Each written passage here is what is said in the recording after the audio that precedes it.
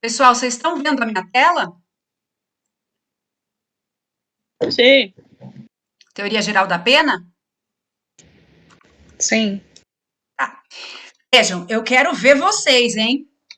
Eu quero que vocês liguem essas câmeras aí, liguem os microfones quando for hora de falar, porque eu dei essa aula já na quinta-feira e me senti sozinha.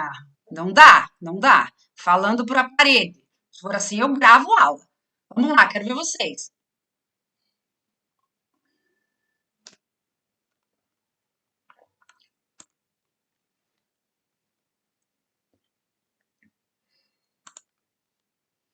Tá, tem uma aqui, a Tayane, que diz que tá com o rosto inchado por conta da alergia. Tudo bem, a gente perdoa, só ela. E cadê o resto?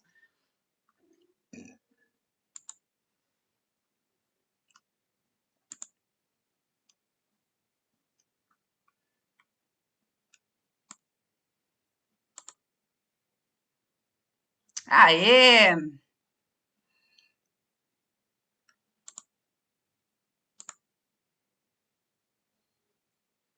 Mais um. Aê! Agora sim.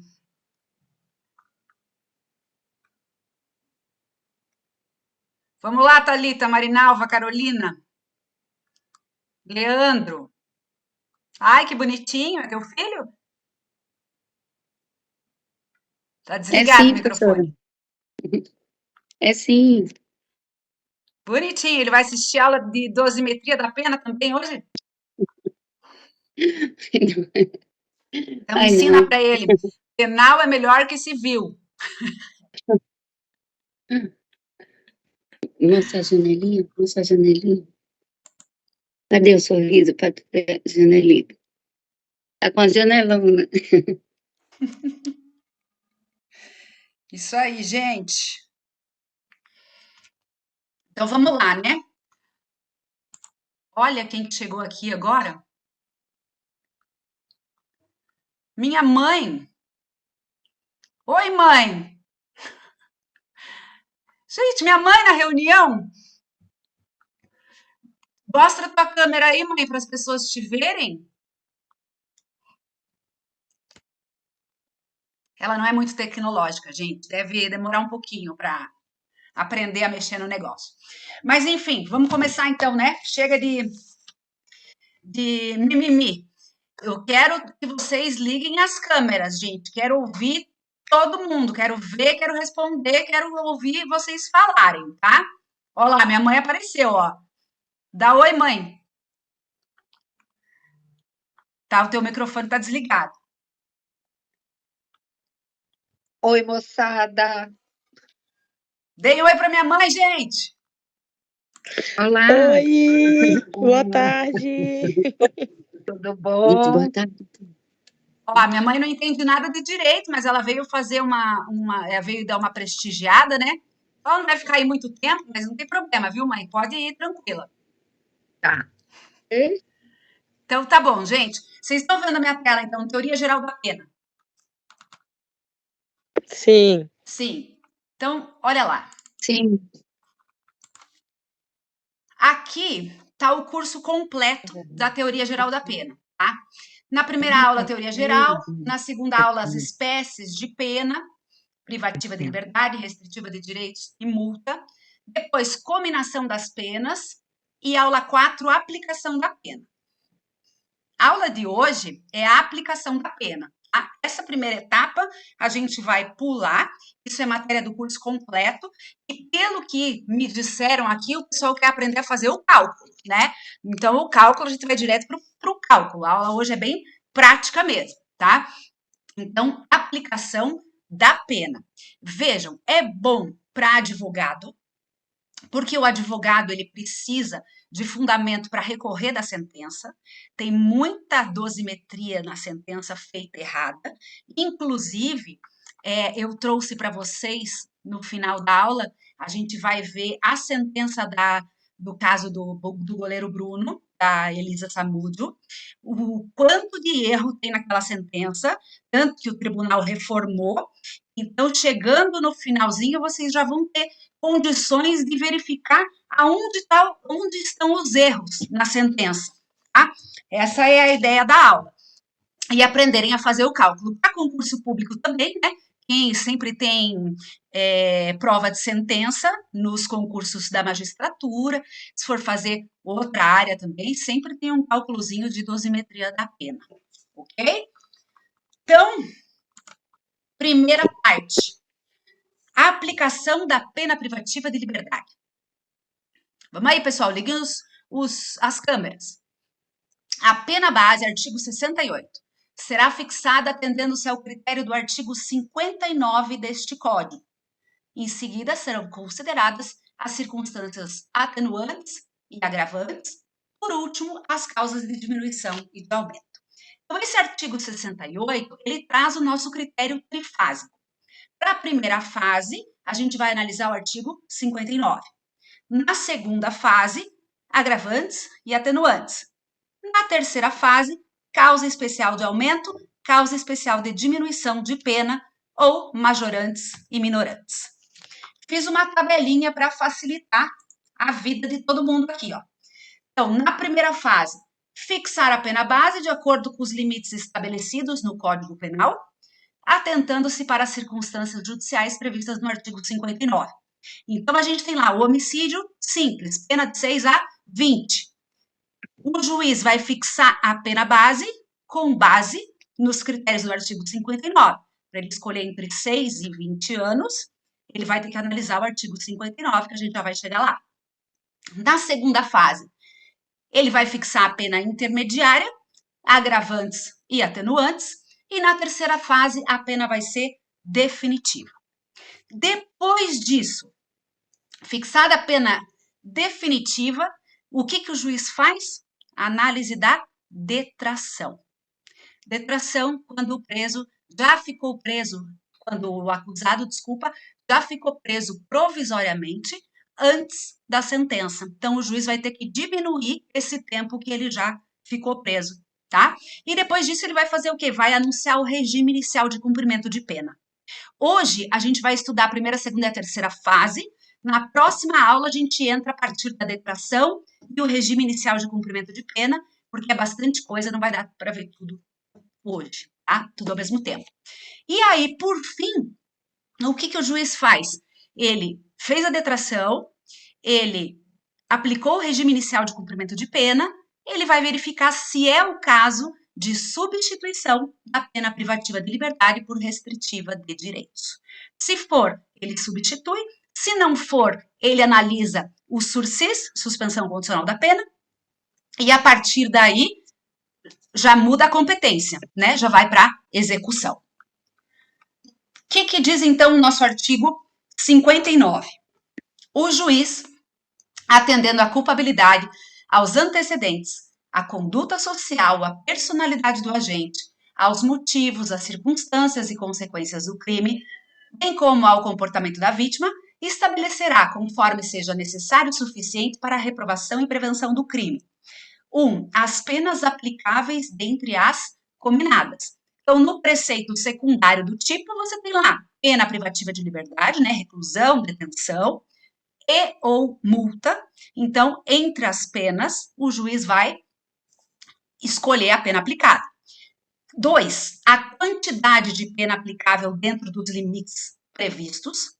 3. O regime inicial de cumprimento da pena privativa de liberdade. E 4. A substituição da pena privativa da liberdade aplicada por outra espécie de pena, se cabível. Então, nesse quadrinho que eu passei aqui, está resumida toda a fixação da pena do sujeito. Então, qual que é a finalidade da primeira fase? Então, fixar a pena base, partindo-se do preceito secundário simples, privilegiado ou qualificado, sobre o qual incidirão as circunstâncias judiciais. Então, o juiz ele vai partir do preceito simples, homicídio, 6 a 20 anos, ou do homicídio qualificado, 12 a 30, ou de alguma privilegiadora, que já vamos ver que no caso do homicídio, o parágrafo 1º não é privilégio, É causa especial de diminuição de pena.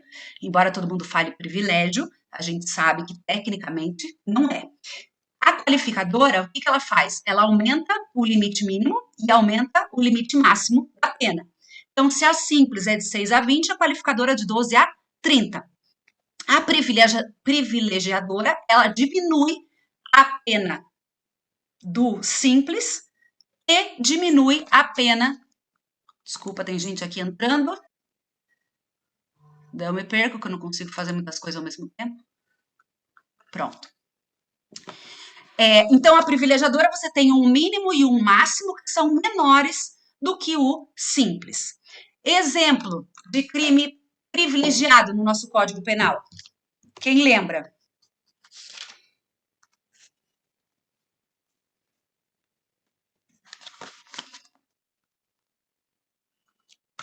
Vamos lá, galera. Vamos acordar.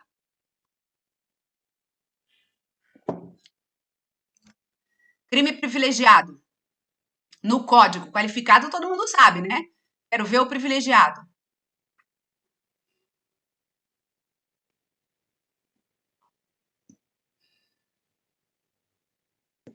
Ninguém? Eita porra! Nem um chutinho? O tráfico, se for réu primário e ter bons antecedentes. Eu não entendi. Repete. Tráfico de drogas, se for réu primário e ter bons antecedentes. Não. Aquele tráfico também é chamado de privilegiado, mas se trata de causa especial de diminuição de pena. Por quê? Você vai pegar o 33 lá, o parágrafo 4º, ele vai dizer que a pena do tráfico vai ser diminuída de uma determinada fração lá, que agora não me lembro, de 1 a 2/3, acho que é, caso o condenado cumpra os requisitos. Então, quando tem fração no meio, você não tem o privilégio.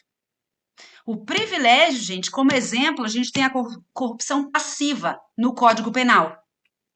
Nossa. Vejam, a corrupção passiva diz o seguinte: solicitar ou receber para si ou para outrem, direta ou indiretamente, ainda que fora da função ou antes de assumi-la, mas em razão dela, vantagem indevida ou aceitar promessa de tal vantagem. Pena, reclusão de 2 a 12 anos e multa. No parágrafo 1º, está escrito: a pena é aumentada de 1/3. Isso aí é causa especial de aumento e de diminuição de pena, na terceira fase que a gente já vai ver. No parágrafo 2º, se o funcionário público pratica, deixa de praticar ou retarda ato de ofício com infração de dever funcional, cedendo a pedido ou influência de outrem, detenção de 3 meses a 1 ano ou multa. Então, você vê, no caput da corrupção passiva, você tem a pena de reclusão de 2 a 12 anos. No parágrafo 2º, se for nessas condições, cedendo a pedido ou influência de outrem, a pena de reclusão passa a ser de detenção de 3 meses a 1 ano ou multa. Então, sempre na privilegiadora, você vai ter uma diminuição. Vou escrever aqui, diminuição. Opa! Da pena mínima e da pena máxima. Por que no homicídio, parágrafo 1º, a gente não tem o privilégio? Porque o parágrafo 1º diz assim, ó: se o agente comete o crime impelido por motivo de relevante valor social ou moral, ou sob domínio de violenta emoção, logo em seguida injusta provocação da vítima, o juiz pode reduzir a pena de 1/6 a 1/3. Usofração não é privilégio. Usofração é causa especial de aumento ou de diminuição de pena, tá? Chamam de homicídio privilegiado, chamam de tráfico privilegiado, vocês podem continuar chamando, mas desde que saibam que, tecnicamente, é causa de aumento ou diminuição de pena. Fechou? Qualificador, então, a gente tem o aumento da pena mínima e da pena máxima.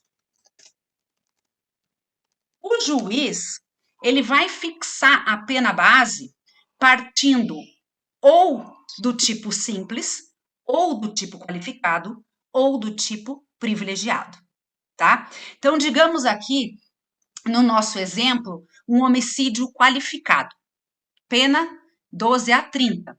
A partir daí é que ele vai analisar as circunstâncias do artigo 59. Tranquilo até aqui? Então, vamos para o 59.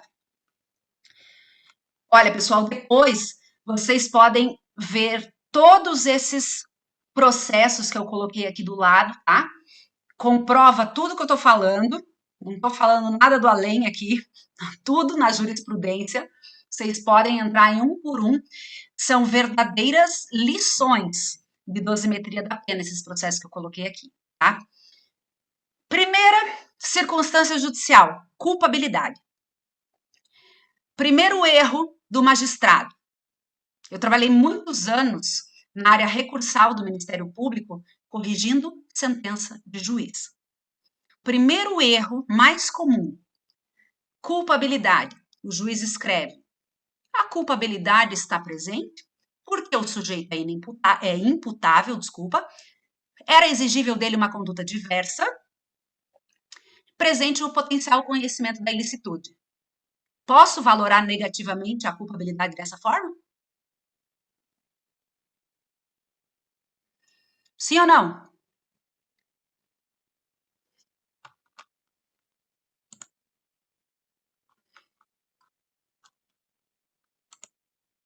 Sim ou não, pessoal? Posso valorar a culpabilidade negativa dessa forma? Não. Não. Muito bem. Por quê? Porque a culpabilidade, que é o terceiro elemento do crime, ela é pressuposto para a aplicação da pena. Se você considerar que essa culpabilidade é a mesma do terceiro elemento do crime, você está fazendo bis in idem. Você vai punir o sujeito 2 vezes pelo mesmo fato. Essa culpabilidade do artigo 59 não é a culpabilidade do terceiro elemento do crime. Essa culpabilidade do 59 é o juízo de reprovação da conduta, tá? Então, você vai dizer o seguinte: crime de homicídio, tá? Pena de 6 a 20 anos. Na culpabilidade, então, já que eu não posso considerar a imputabilidade, potencial consciência da ilicitude, eu vou considerar que o crime é grave. Por quê? Porque o bem jurídico tutelado é a vida, o principal bem jurídico da nossa Constituição Federal, o bem jurídico indisponível. Então, o sujeito ceifou a vida de alguém, a culpabilidade dele é valorada negativamente. Posso? Também não. Por quê? Matar alguém está inserido no tipo penal, certo? Você não pode valorar 2 vezes a mesma coisa. A culpabilidade aqui é tudo aquilo que ultrapassa o tipo penal. Então, por exemplo, matou o sujeito com 18 facadas, como foi lá com a Daniela Pérez. Ultrapassou o tipo penal. Aí sim, né? Por quê? Porque com uma facada ele poderia ter matado. Ultrapassou o tipo penal, a reprovabilidade dele é maior. Então, a gente tem vários exemplos. Aqui eu anotei alguns. Uma ameaça proferida na presença de um filho menor de idade reprova mais a conduta do que uma ameaça comum. Então, é possível você aumentar a culpabilidade por conta dessa ameaça praticada na frente de filho menor. Outro, abuso da condição de vulnerabilidade da vítima para furtar. Então, o sujeito se aproveitou que a vítima era idosa para fazer um furto. Então, tem mais culpabilidade, tem mais reprovabilidade do que um furto comum. No crime de estupro, diversos abusos também aumentam a reprovabilidade. Nos crimes múltiplos, mistos alternativos, em que tem vários núcleos, se o sujeito pratica mais de um núcleo, autoriza-se sim o aumento da pena com base na culpabilidade. Ok? Deu para entender? Então, se vocês virem na sentença imputabilidade potencial, pode rabiscar que está errado. Se vocês virem na sentença, o crime é grave porque lesou o patrimônio dele, isso aí está íncito ao tipo penal. Não é possível. É sempre aquilo que ultrapassa o tipo penal. Antecedentes. Muito tempo se discutiu os antecedentes criminais. Hoje, nós temos pacificado. Antecedente criminal é tudo aquilo, toda aquela condenação transitada em julgado que não serve para a reincidência. Por quê? Se servir para reincidência, a gente vai utilizar na segunda fase. A reincidência é uma agravante de pena. Então, é tudo aquilo que não serve para a reincidência, antecedentes. Então, aquela condenação em que o sujeito cumpriu a pena e já se passaram 5 anos. Não serve para fins de reincidência, serve para fins de antecedentes criminais. A súmula 444, ela diz que inquérito policial em curso e ação penal em curso não autorizam o aumento da pena base por conta dos antecedentes. Porque o sujeito pode ser absolvido, certo? O inquérito pode ser arquivado. Então, como é que você vai aumentar a pena dele com base num inquérito, numa ação penal que está em curso? Não é possível. Conduta social. O que quer dizer a conduta social? Alguém chuta?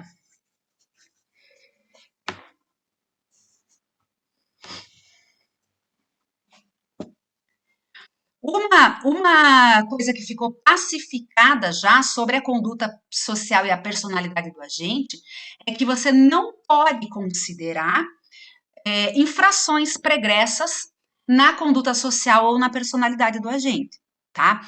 Ele é voltado para prática de crimes, porque ele já tem informação nos autos de que ele praticou um tráfico de drogas. Não, você não pode, isso está nos antecedentes ou na reincidência.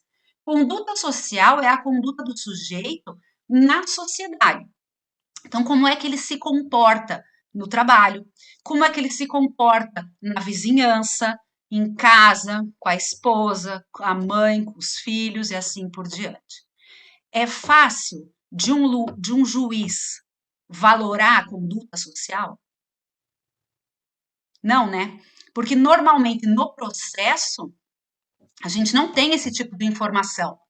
Então, por isso é importante que o advogado junte aquelas testemunhas abonatórias, junte declarações das testemunhas abonatórias, aquelas que não sabem nada sobre o fato,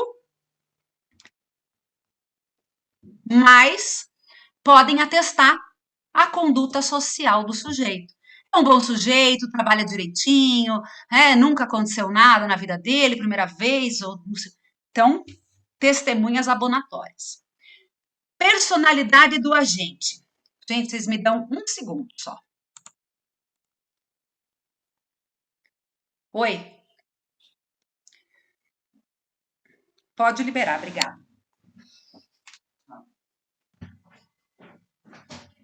Camila, chegou o iFood.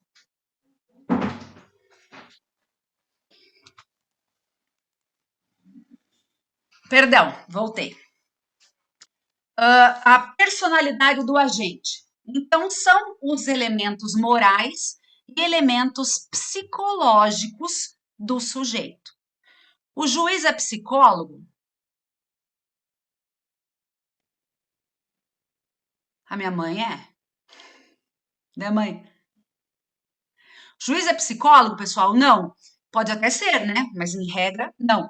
Ele não tem o conhecimento da personalidade do agente, se ele é sociopata, se ele é psicopata, se ele é isso, se ele é aquilo. O juiz não pode aferir isso.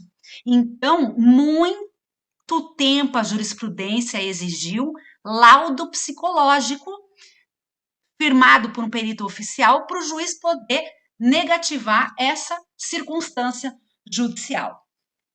Hoje, não necessariamente precisa mais do laudo, tá? É dispensado o laudo.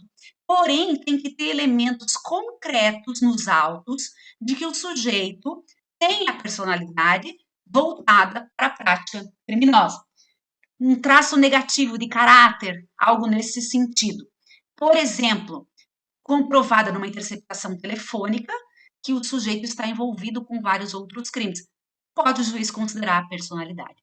Porém, eu tenho visto muita sentença do juiz deixando de valorar porque não tem laudo psicológico. Ainda impera esse entendimento jurisprudencial, embora o STJ já diga que não é mais prescindível o laudo, que já é dispensável, tá? Motivos do crime, pessoal. Quais são os motivos do crime?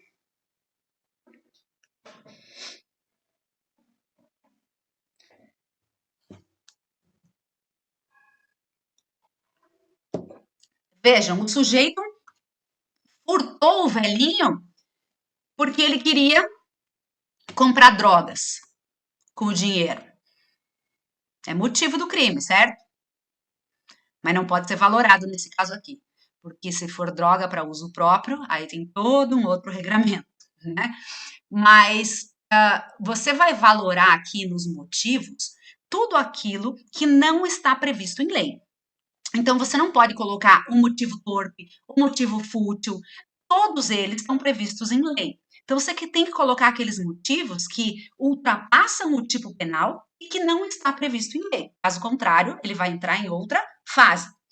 Exemplo, vingança, premeditação, ciúme. O sujeito praticou o crime por ciúme. Então, você pode aumentar a pena dele com base nos motivos. Ok? Próximo, circunstâncias do crime. A gente tem nas circunstâncias do crime todos os elementos acidentais, subjetivos e objetivos que rodeiam o crime. Como que a gente pode aumentar a pena base do sujeito com base nas circunstâncias do crime?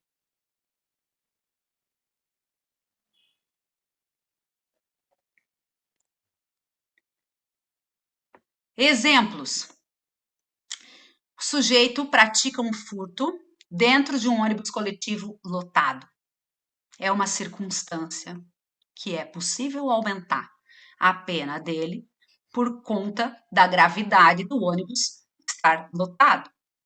Abandonaram o carro que foi furtado em local ermo. É possível aumentar. O crime foi praticado de madrugada. É possível aumentar. O crime foi praticado na casa que o pessoal foi para a praia passar o verão todo e o vizinho tinha consciência disso. Então, ele se aproveita dessas circunstâncias para ingressar na casa. Tudo isso ultrapassa o tipo penal. Tá? Ultrapassa o furto, ultrapassa o roubo, então, por isso, você pode valorar como negativo. Consequências do crime. Mesma coisa ali da culpabilidade. Tudo aquilo que extrapola o tipo penal.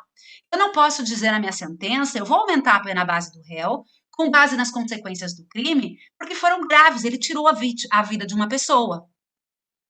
Não posso. Isso já está no tipo penal. Então, ele não pode ser punido 2 vezes por conta do mesmo fato. Então, consequências do crime, a gente vai verificar aquilo também que extrapola o tipo penal. Então, por exemplo, um sujeito furtou o outro sujeito um valor considerável. Então, você pode aumentar a pena base por conta do valor milionário. Consequência do crime, a vítima ficou traumatizada. Ela não quer mais ir trabalhar, porque ela foi assaltada como cobradora do ônibus e agora ela está indo ao psiquiatra, ao psicólogo, problemas de trauma. É uma consequência maior, extrapola o tipo penal. Posso valorar essa consequência negativa no caso de uma lesão corporal que resultou num aborto, por exemplo?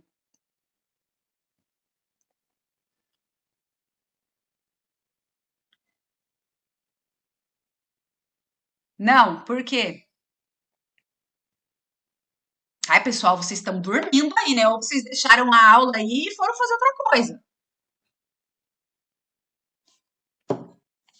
Ele não pode ser culpado pela mesma coisa 2 vezes. Você já falou isso 20.000 vezes. Ô, povo, eu não sou da área de direito, não. Muito bem, dona Aide, muito bem.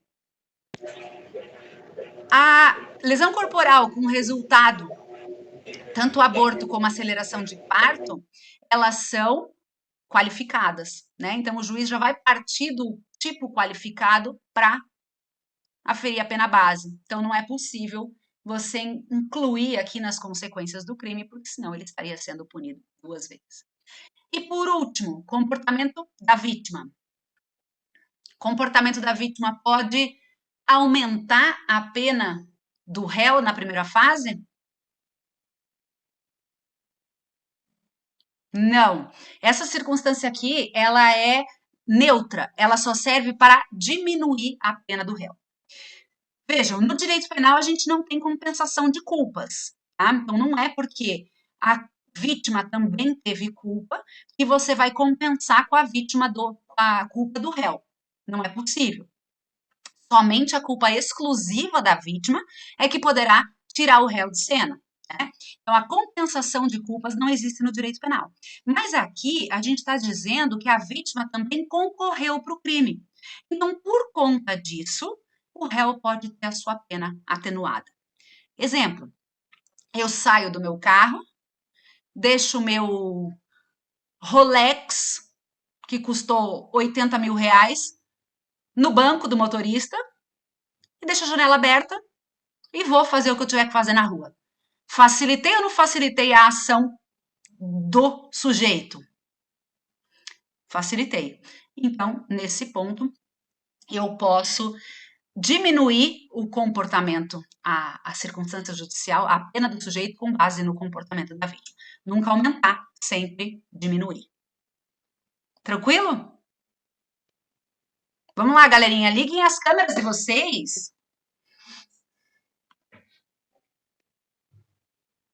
Aê, Leandro. Quem mais que eu não vi ainda? Vamos lá. Marinalva.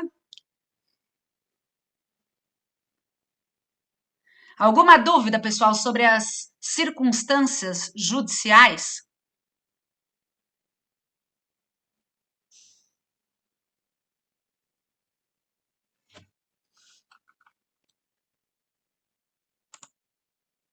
Olá, boa tarde, professora. Boa tarde. Bom, agradeço pelo convite. É minha primeira vez que eu estou aqui com vocês online e eu estava estudando uma base também, um pouco, seria a circunstância agravante do artigo 61. Próxima fase. Na segunda fase. Na primeira fase, a gente vai analisar o artigo 59 com essas 8 circunstâncias judiciais. O juiz vai fixar a pena base com base nessas 8 circunstâncias. Na segunda fase, a gente vai para o artigo 61, 62 e 65 e 66. Ah, perfeito, então. Camila, Carolina, Jean, Thalita, cadê vocês? Tô aqui. Oi, Carolina. Entendeu tudo? Alguma dúvida?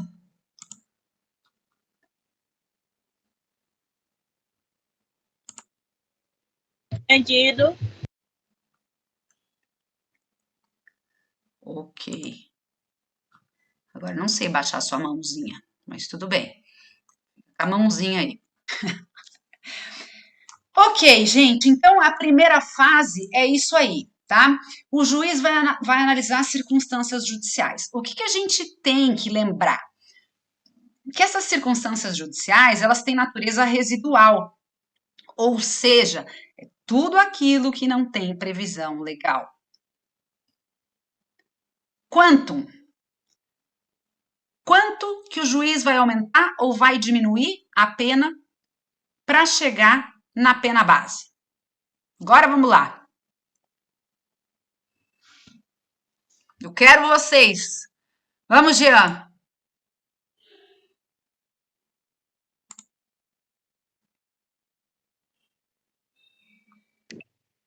Professora, Ai, gente, que tristeza. analisando as circunstâncias judiciais, ele determina a partir delas. Então, se não existe uma base legal, vai ser justamente diante dessas circunstâncias que ele decide, né? Sim. Mas o que eu digo assim, ó, a pena do homicídio simples é de 6 a 20 anos. Analisando todas as circunstâncias judiciais, como é que o juiz vai escolher entre 6 e 20 anos?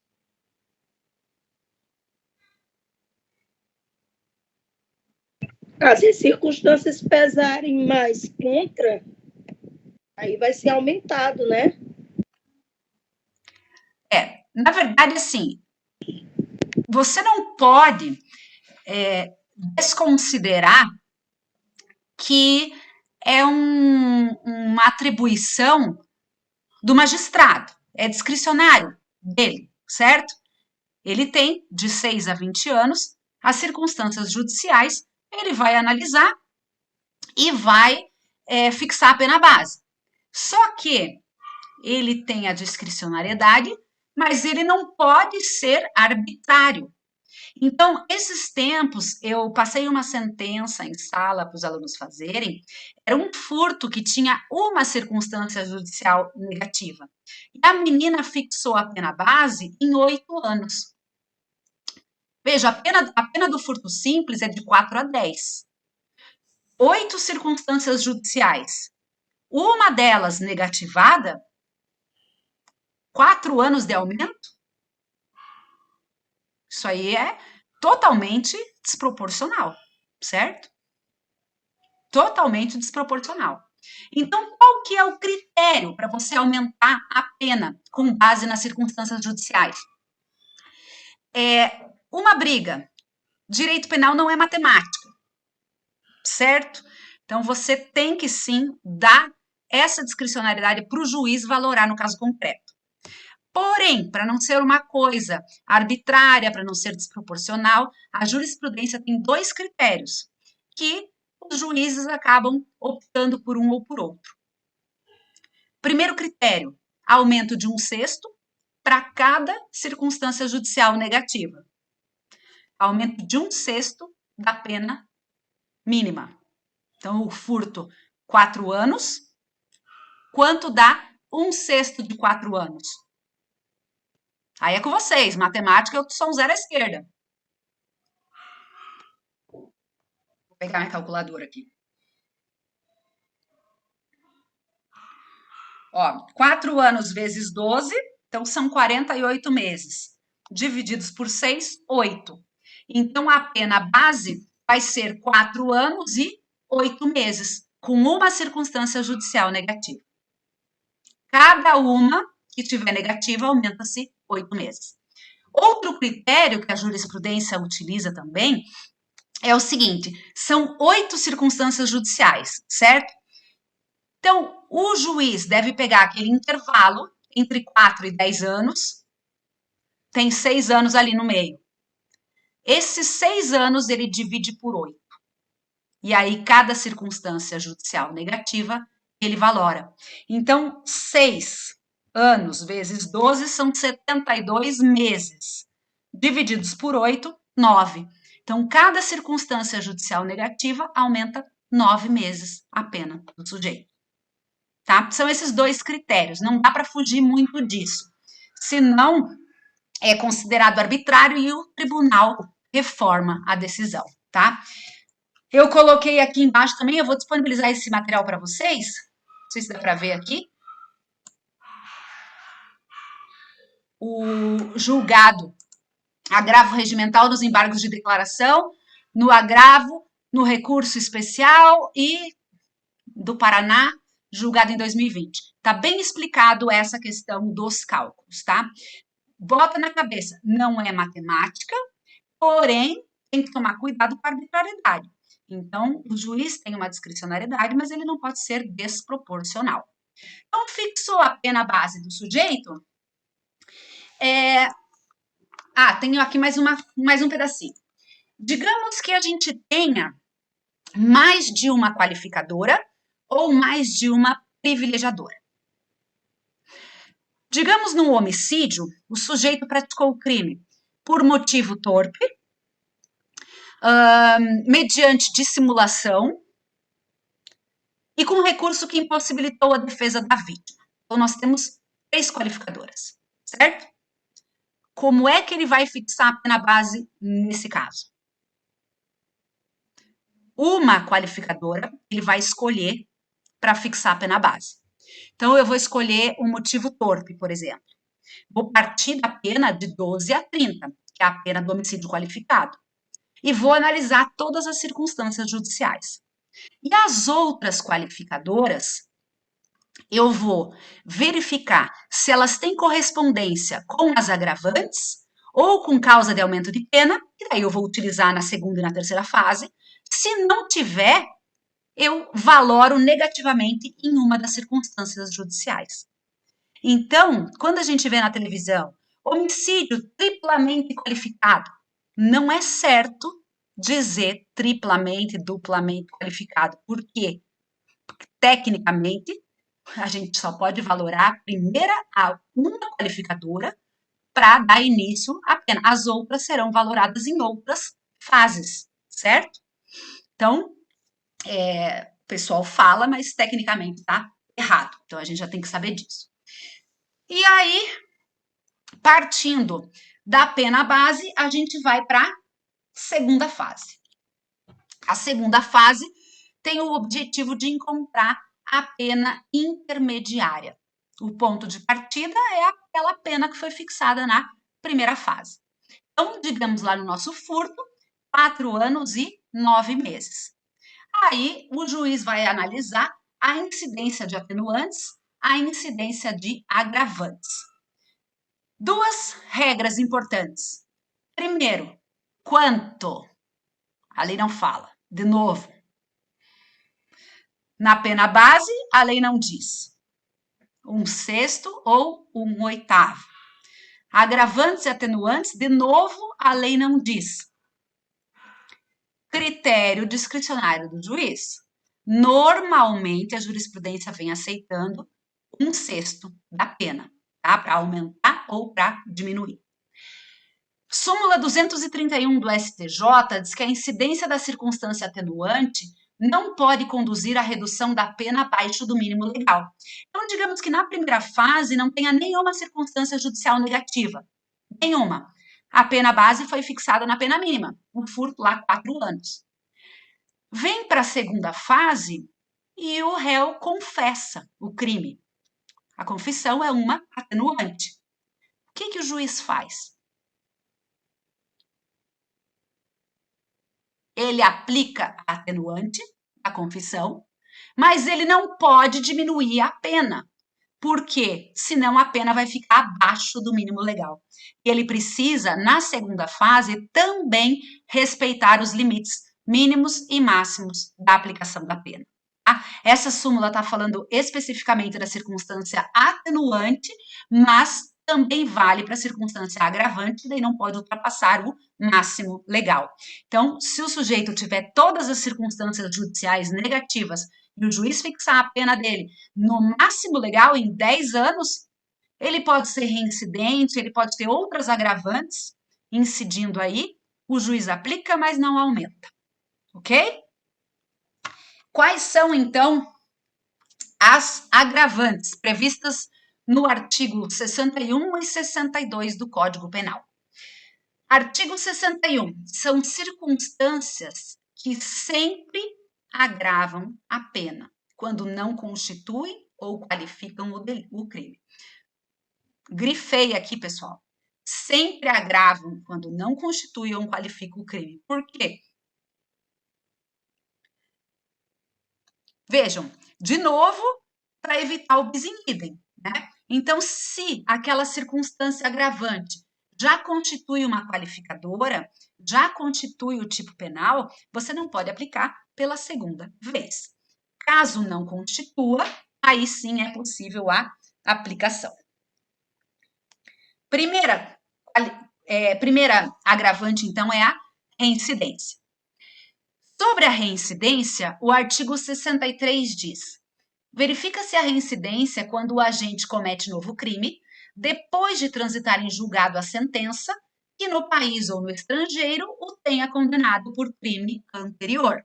Então, praticou um crime, depois praticou outro crime. Para efeito de reincidência, diz lá o 64, não prevalece a condenação anterior se entre a data do cumprimento ou extinção da pena e a infração posterior tiver decorrido o período de tempo superior a 5 anos, computado o período de prova da suspensão ou do livramento condicional, se não ocorrer revogação. Então, ultrapassado 5 anos do cumprimento ou da extinção da pena, o sujeito volta a ser tecnicamente primário. Ele não é primário, mas ele é tecnicamente primário. Essa condenação anterior serve para aumentar a pena base com base na circunstância judicial dos antecedentes, mas não na reincidência, tá?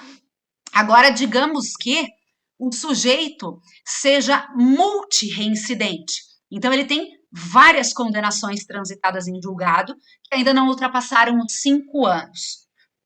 Uma delas, o juiz pode utilizar para reincidência e a outra para os antecedentes criminais. Aí sim, tá? Não é bis in idem, porque se tratam de condenações diferentes. Não é a mesma que ele está analisando nas duas fases. São condenações diferentes. Então, no caso do multireincidente, é isso aí. E no inciso 2º, não se consideram os crimes militares próprios e políticos. Então, esses crimes não são considerados na análise da reincidência. Então, um resuminho ali para ajudar. Não gera reincidência. Condenação por crime cuja pena foi cumprida ou extinta há mais de 5 anos. Faltando um B aqui. Condenação por crime militar próprio e crime político. Condenação anterior por contravenção penal. Então, se o sujeito pratica um crime e ele já tinha sido condenado anteriormente por contravenção penal, ele não é reincidente. A reincidência pressupõe crime ou contravenção. Sentença absolutória imprópria. Quem lembra que sentença é essa? É aquela que aplica a medida de segurança. Absolve o sujeito e aplica a medida de segurança. Essa sentença não é considerada para fins de reincidência. Transação penal também não é considerada para fins de reincidência. Anistia e abolício criminis e perdão judicial. A abolício criminis, ela acaba com os efeitos penais da condenação. Então, o sujeito volta a ser primário. Não acaba com os efeitos extrapenais. Então, é possível pedir uma indenização nocível por conta de um adultério, por exemplo, né? Foi crime, foi abolido, efeitos penais, esquece, mas os civis permanecem. Reincidência genérica, reincidência específica. Na reincidência genérica, o sujeito pratica um crime e depois pratica outro de qualquer outra espécie. Na específica, ele pratica o mesmo crime. Tem entendimento que a reincidência específica, ela é mais grave, então ela pode aumentar a pena na agravante mais do que a reincidência genérica, tá? Duas súmulas importantes aqui. 241 do STJ, a reincidência penal não pode ser considerada como circunstância agravante e simultaneamente como circunstância judicial.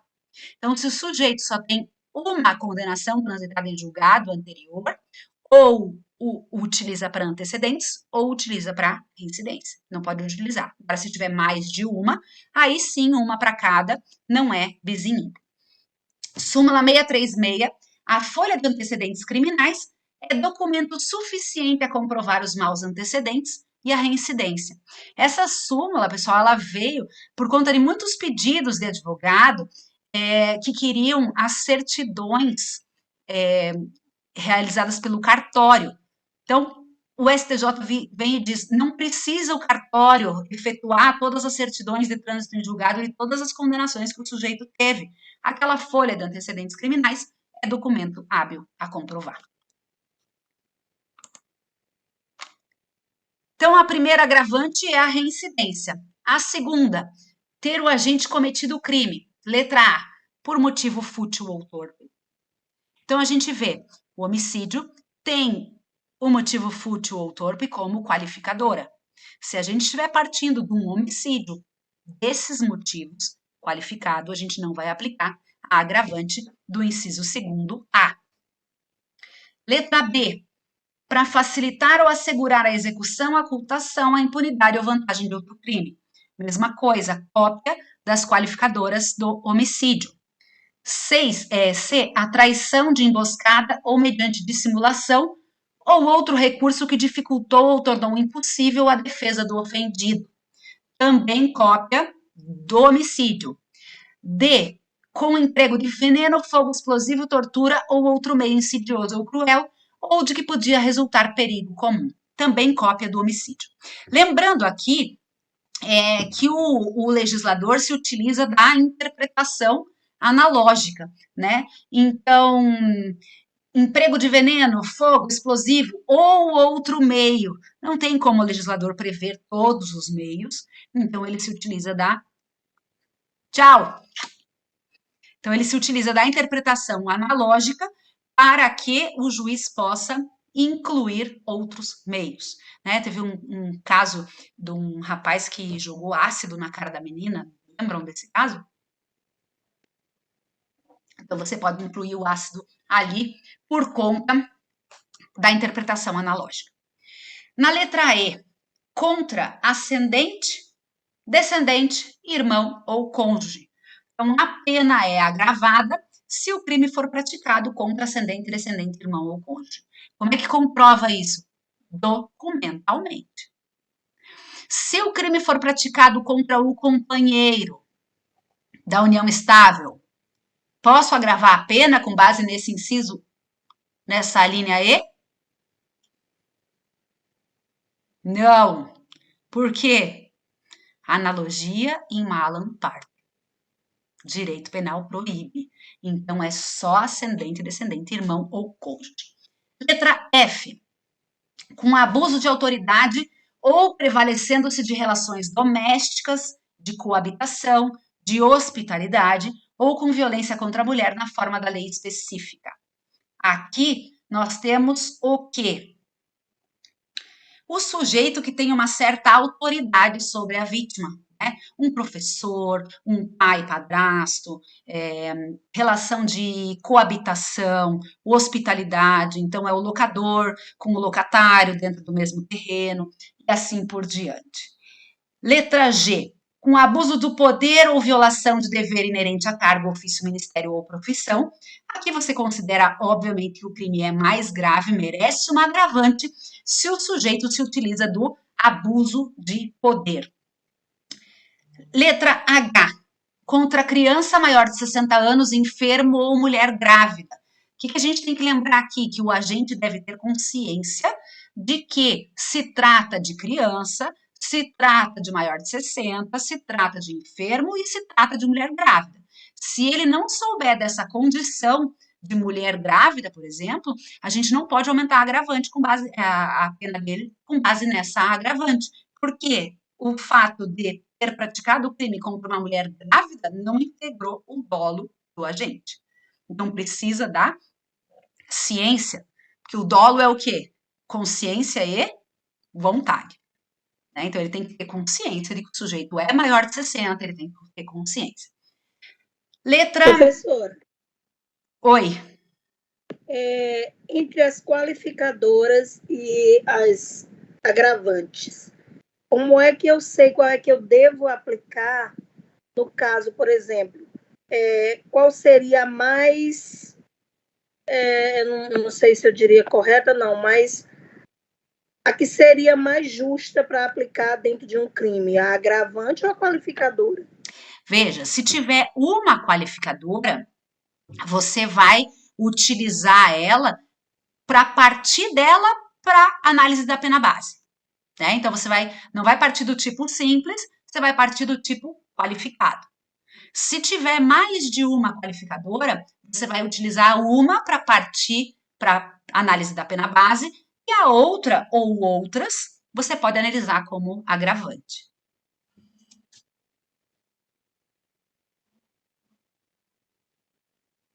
Entendido? Entendido, professora. Obrigada. Letra I. Quando o ofendido estava sob imediata proteção da autoridade. Isso aí também demanda o agravamento da pena. Digamos que um sujeito acabou de ser preso e a sociedade veio para linchar o sujeito. Então, ele está sob imediata proteção da autoridade, aí o crime é mais grave. Em ocasião de incêndio, naufrágio, inundação ou qualquer calamidade pública ou de desgraça particular do ofendido. Então, quando o réu ele se aproveita daquela situação, né, de naufrágio, de incêndio ou da desgraça do ofendido para praticar o crime agravante de pena. E, por último, em estado de embriaguez pré-ordenada. Qual que é essa embriaguez pré-ordenada? Lembram?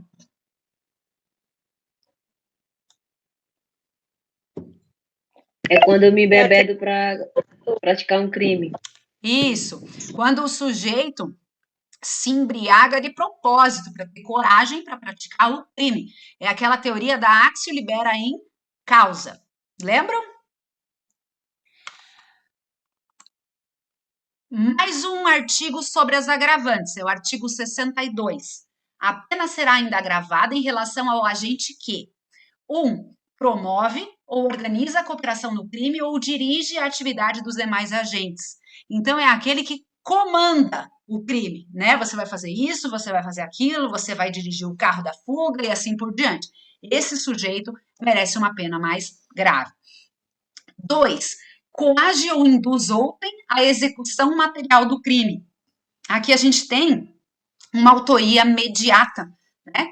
Então, ele se utiliza de uma pessoa que não tem culpabilidade para a prática do crime. No 2, a coação ou indução. No 3, instigação ou determinação. Os dois são caso de autoria mediata. Tá? No 3, a gente pode verificar, tipo, é o caso de um inimputável por doença mental. Então, o sujeito se utiliza dessa situação para que a pessoa pratique o crime em seu lugar. E 4, executa o crime ou nele participa mediante paga ou promessa de recompensa. Esse é o chamado crime mercenário, né? Quando precisa da recompensa, paga ou promessa de recompensa, então a pena precisa ser agravada. Agora nós temos as atenuantes, tá? As agravantes, artigos 61 e 62. Daí a gente tem o artigo 63 e 64 que explicam a reincidência.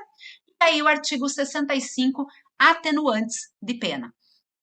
1. Ser o agente menor de 21 anos na data do fato ou maior de 70 anos na data da sentença. Esse critério, pessoal, foi inserido no Código antes da nossa maioridade civil ser de 18 anos, tá? Mas depois que ela foi alterada, o Código permaneceu com essa regra, né? Entre 18 e 21 anos, entende-se que a pessoa merece uma atenuante por se tratar de semi-vulnerável. 2. O desconhecimento da lei. Gente, pode alegar o desconhecimento da lei para diminuir pena? Não. Vejam, lá na culpabilidade, não é possível, né?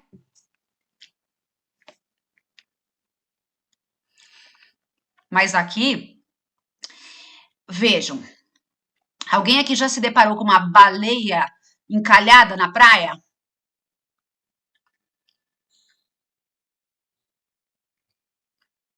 Ninguém?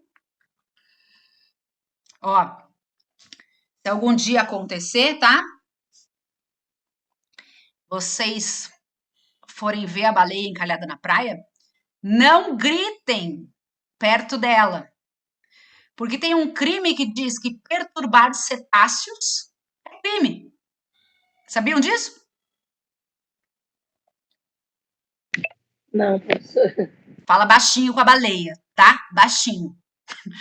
Não grita na orelha dela. Então, gente, é nesse sentido, tá? Não é o sujeito saber que aquilo é certo ou é errado, né? Eu não preciso saber que existe um tipo penal que caracteriza o homicídio para saber que é errado matar uma pessoa.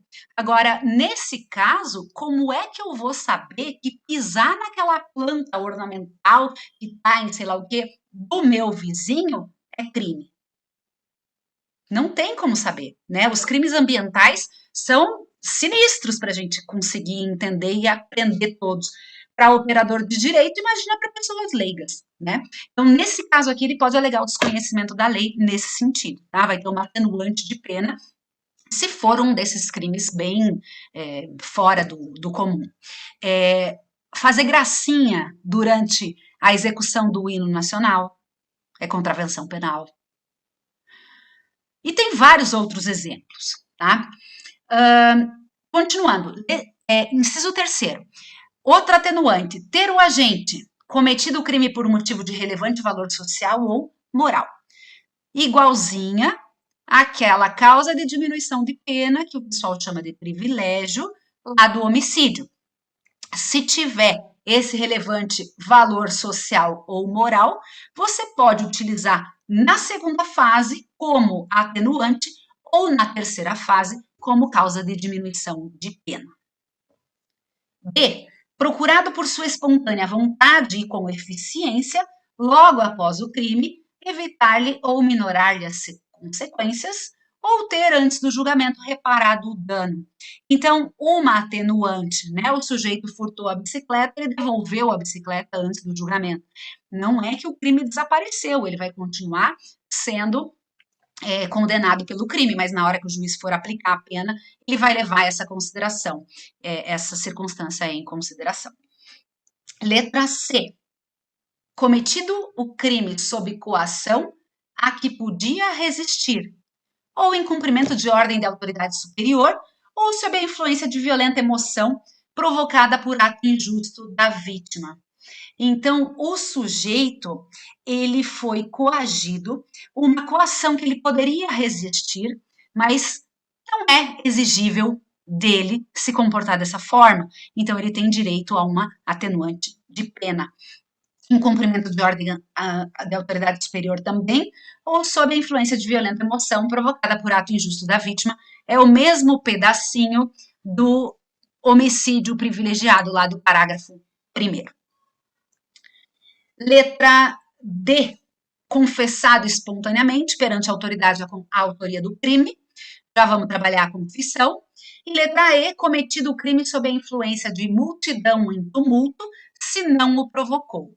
Então, todas as pessoas estavam saqueando o caminhão lá que caiu, e aí a pessoa, o réu, se aproveita dessa situação e furta alguma coisa também. Então, é uma circunstância que atenua a pena. Confissão. Pessoal, confissão espontânea, confissão parcial, confissão qualificada, confissão retratada. Confissão parcial. Olha, senhor delegado, senhor juiz, eu pratiquei o furto, mas o homicídio não fui eu, não. Parcial. Qualificada. Eu matei, mas eu estava em legítima defesa. Então, é quando o sujeito, ele confessa o crime, mas alega alguma excludente de ilicitude ou de culpabilidade.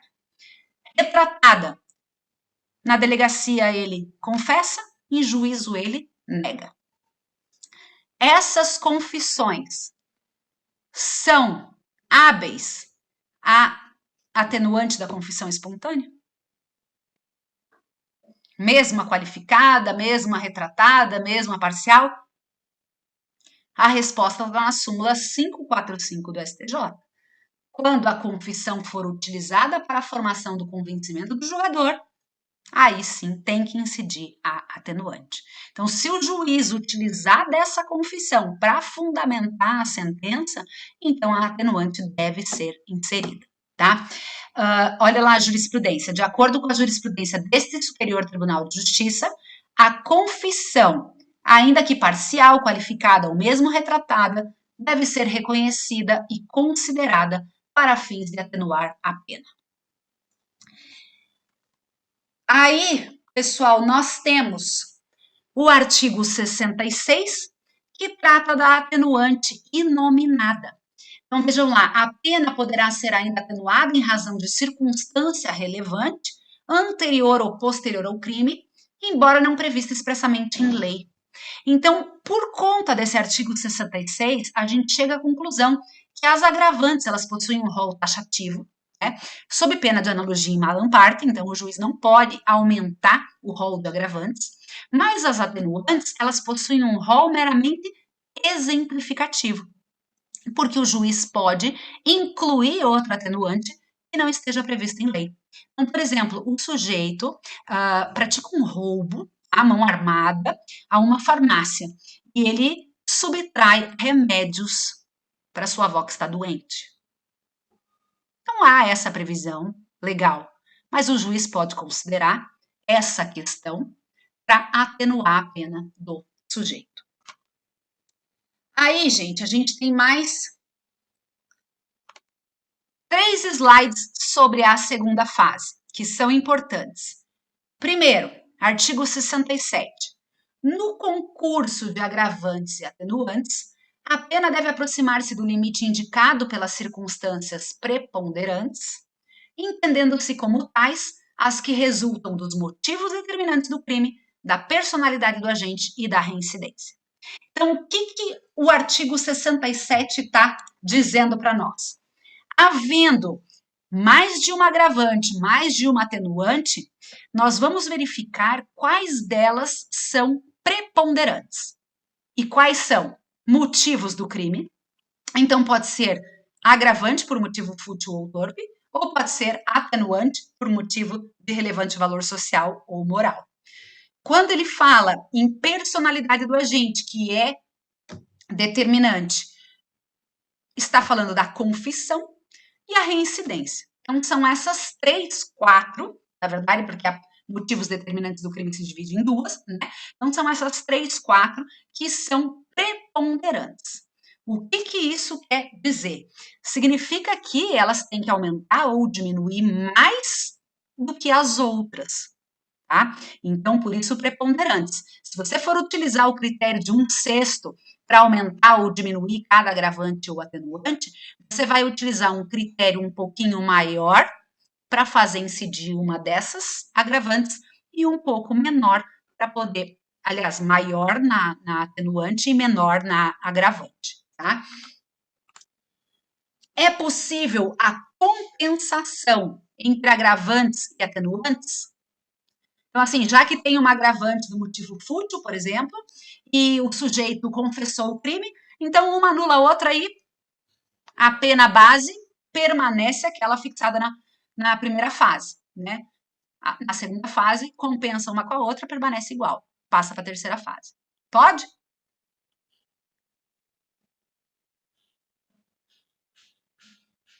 Ei, Camila, o que você acha?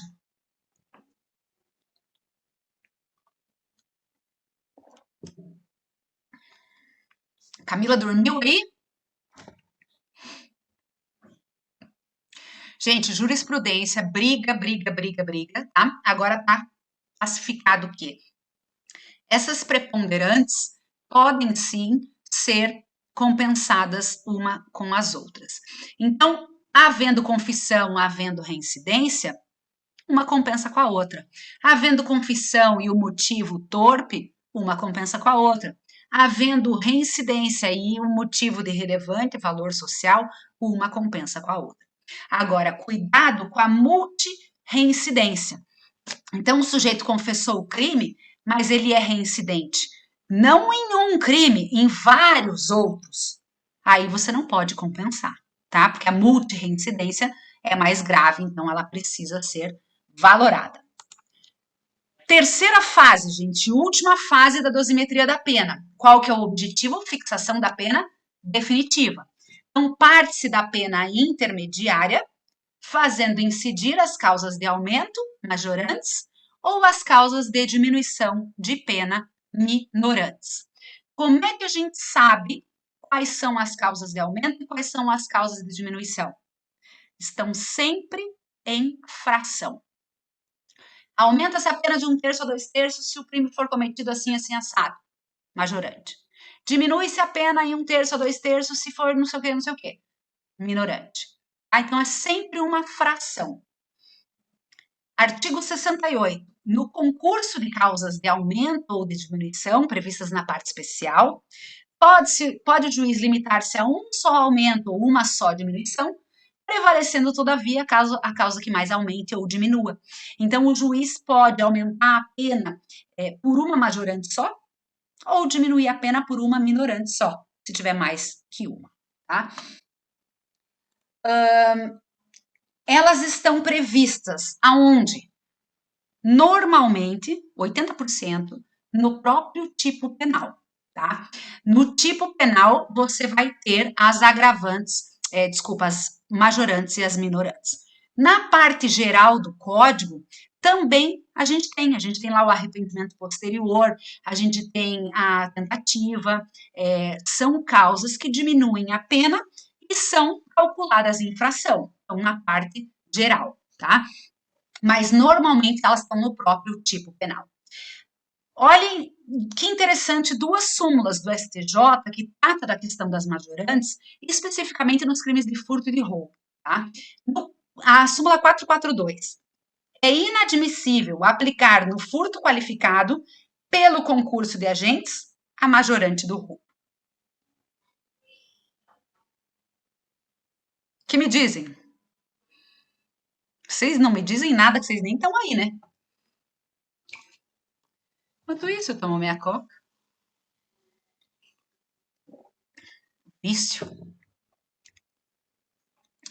Gente, no furto, o concurso de pessoas é uma qualificadora. No roubo, o concurso de pessoas é uma majorante. Qual é mais grave? Qualificadora ou majorante? A qualificadora, porque é dela que você parte para pena base. Então, e qual que é mais grave, o furto ou o roubo? Roubo, né? Por conta da violência ou grave ameaça. Então, não é um pouco discrepante no furto ser uma qualificadora, o concurso de pessoas, que é mais grave, só que o crime é menos grave do que o roubo, e vai ter o concurso de pessoas como majorante. É completamente discrepante.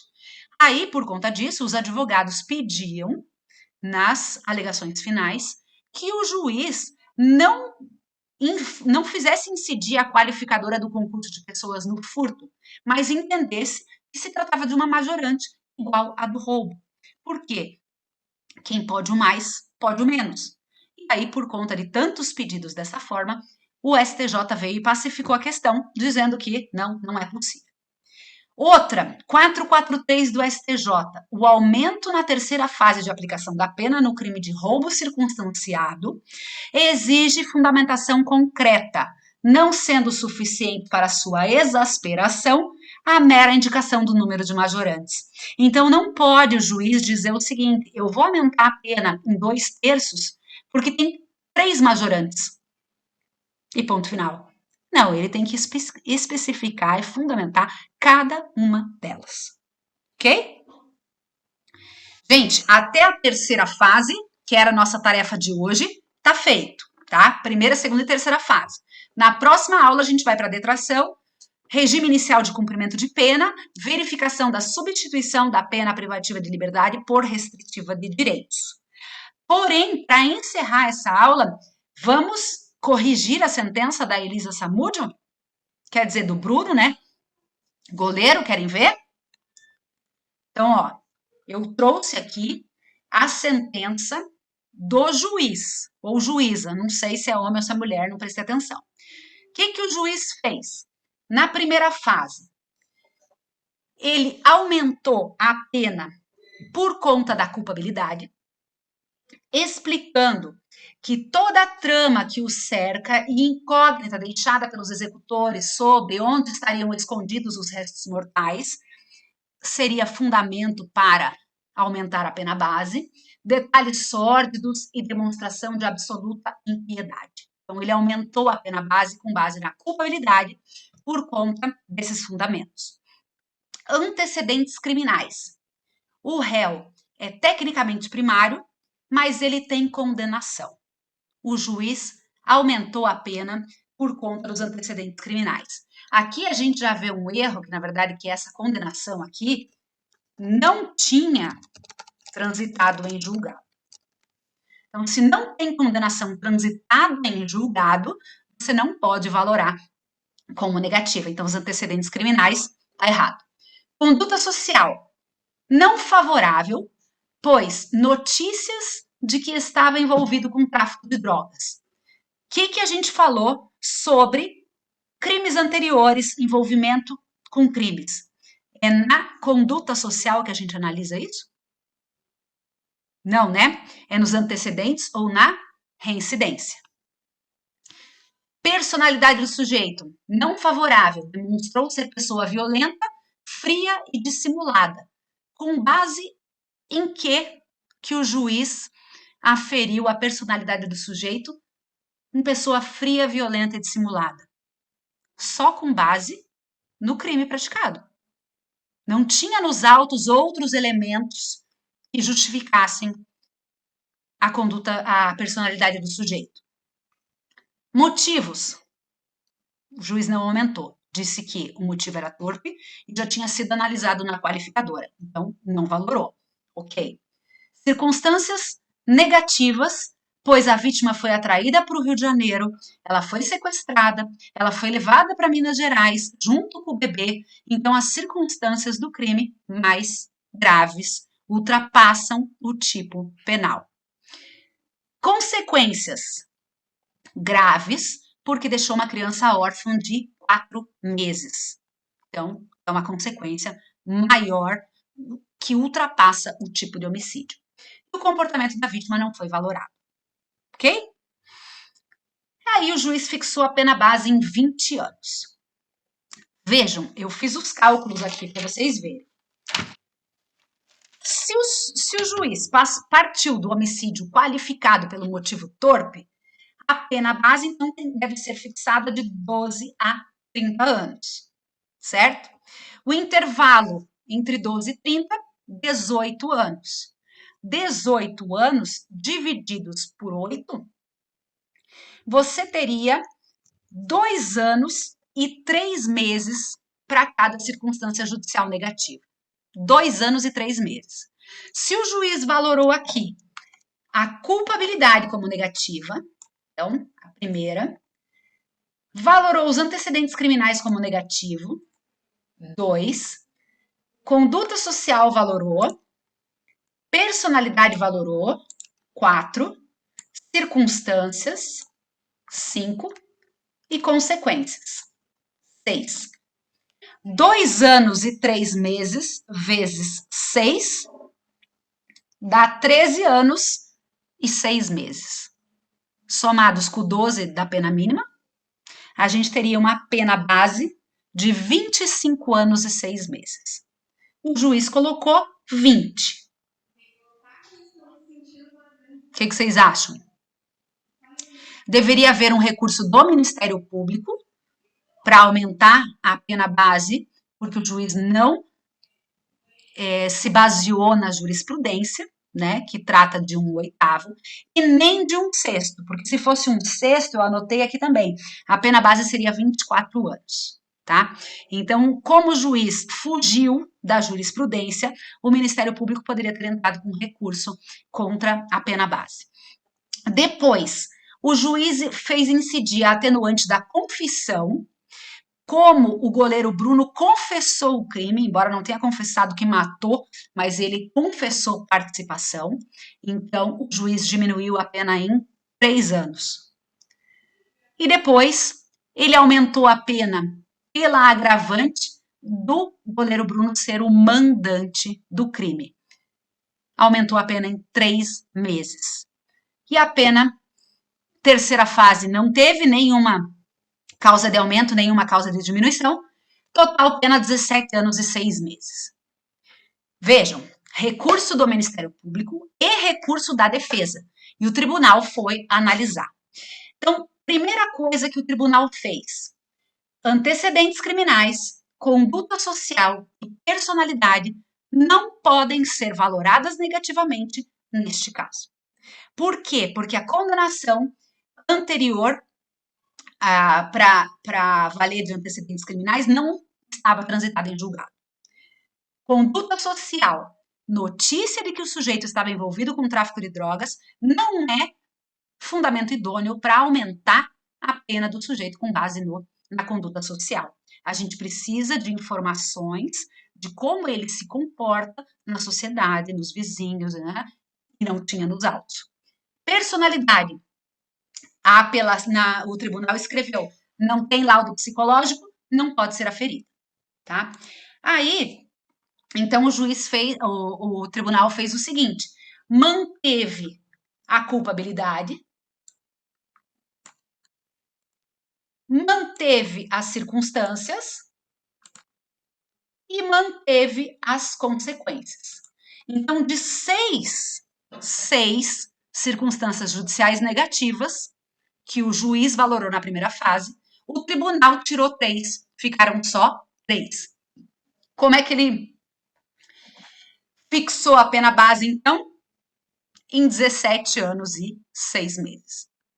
Caberia novo recurso, porque não foi, de novo, observado um 6º ou um 8º do intervalo da pena.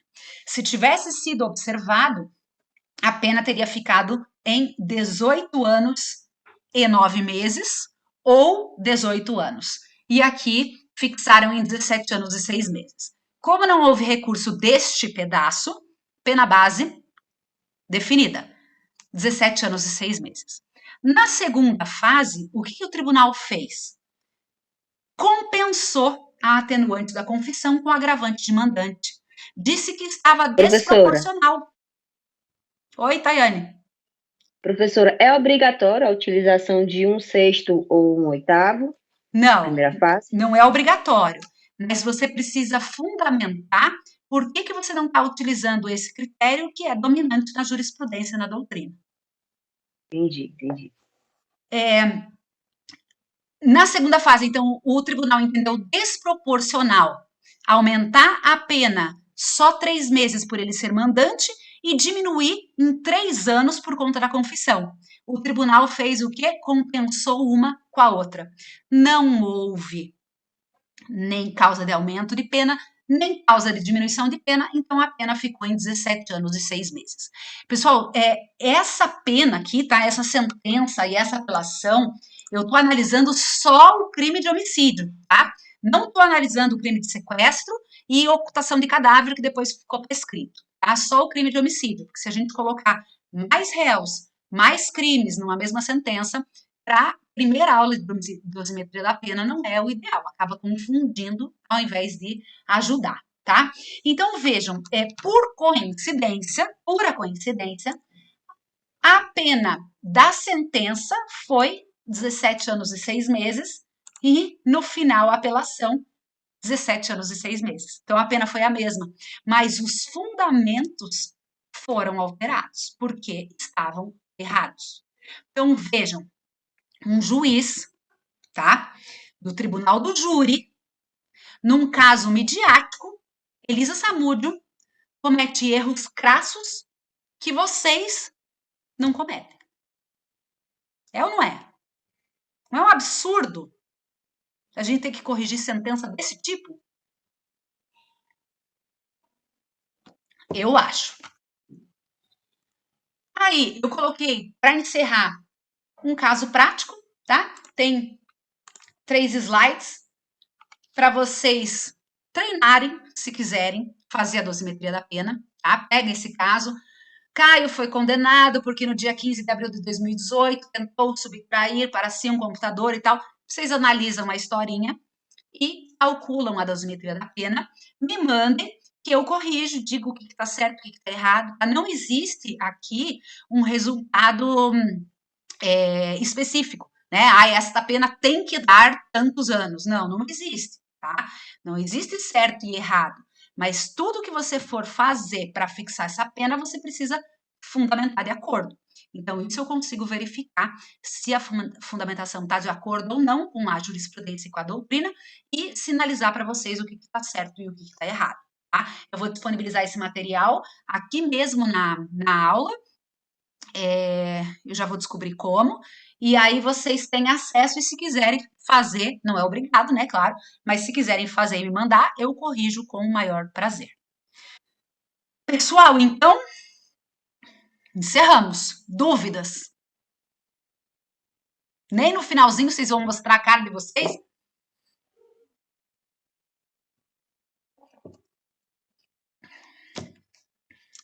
Né, Marinalva? Calor aí, é? Olha, eu tô de blusa de manga comprida. Tá frio. Muito quente. Maranhão, interior do Maranhão. Que delícia. Aí, Ô, Leandro, tá Marinalva, eu calor também sou também? do Maranhão. Sou aqui de Santa Inês, Maranhão. Olha, minha cidade natal. Olha! Quente demais aí. Aqui também tá muito quente hoje, professor. Tá, eu tô com inveja de vocês, que eu tô com blusa de manga comprida, ó. Aqui no interior de São Paulo tá frio. E a gente louco por esse frio. Eu louca por esse calor aí na praia, comendo um camarão e tomando uma gelada. Oxi!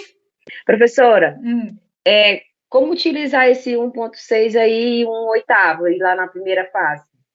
Você vai pegar a pena base, a pena mínima e máxima do crime, tá? Digamos, 6 a 20 anos do homicídio simples. Sim. Você parte do mínimo, 6 anos, tá? Menos que isso você não pode aplicar, porque você tem que respeitar o mínimo e o máximo legal, né? Então, você parte dos 6 anos. Cada circunstância judicial que você valorar negativamente, você vai aumentar 1/6 ou vai aumentar 1/8. Sim, mas eu digo assim, qual o critério para eu me escolher 1/6 ou 1/8? Ah, daí é critério seu. Não tem, assim, a jurisprudência aceita tanto um quanto o outro, tá? Sim. Alguns juízes utilizam 1/8, outros utilizam 1/6 e tá tudo certo. Agora, se você fugir muito desses percentuais, aí o tribunal reforma a decisão. Tá, entendi. Mais dúvida, gente? Deu para entender? Fácil? Podemos corrigir a sentença de todo mundo agora? Não tanto assim, mas deu para compreender. É muito complicado o assunto. E eu não tive professor na época desse assunto, estava na pandemia. Foi uma coisa assim, meio complicada. Já tinha assistido várias videoaulas, mas a sua foi perfeita. Muito obrigada. Obrigada. A gente pode fazer mais aulas dessas, porque realmente a primeira vez que você se depara com a dosimetria da pena, você toma um susto, né? Fala, meu Deus do céu, o que é isso? Grego? Contas no direito. Eu fui fazer direito porque eu não sei calcular nada e, de repente, contas. Mas, olha, existe a calculadora de penas, tá? Disponível no Google, vocês jogam lá no Google, calculadora de penas aparece. Então, esse cálculo que eu fiz aqui na mão, né, de você pegar a pena vezes 12 meses, para aí dividir por 8 ou por 6, essa calculadora faz sozinha. Você coloca lá 1 ano, 2 meses e 30 dias. A calculadora calcula 1/6 daquilo ali, é bem mais fácil, né? Então, dá para usar. É que em prova de concurso, você tem que fazer na mão mesmo, então você tem que saber fazer. Aí depois que você já passou no concurso, você pode utilizar a calculadora, né? Agora, ou sendo advogado, você utiliza a calculadora também e vai recorrer de todas as sentenças, que o que mais tem aí é sentença mal fundamentada de juiz, tá? E daí, eu vou marcar a próxima para a gente terminar esse assunto. Provavelmente na semana que vem ou na outra, eu aviso. E, enquanto isso, eu fico à disposição. Se vocês tiverem alguma dúvida, podem me chamar no WhatsApp, tá? Se quiserem fazer daí o caso prático e me mandar, numa boa. Tá bom? Então, obrigada, gente. Obrigada pela paciência. Não perdoo vocês com as câmeras desligadas, tá? Não perdoo, porque eu me sinto sozinha aqui, abandonada.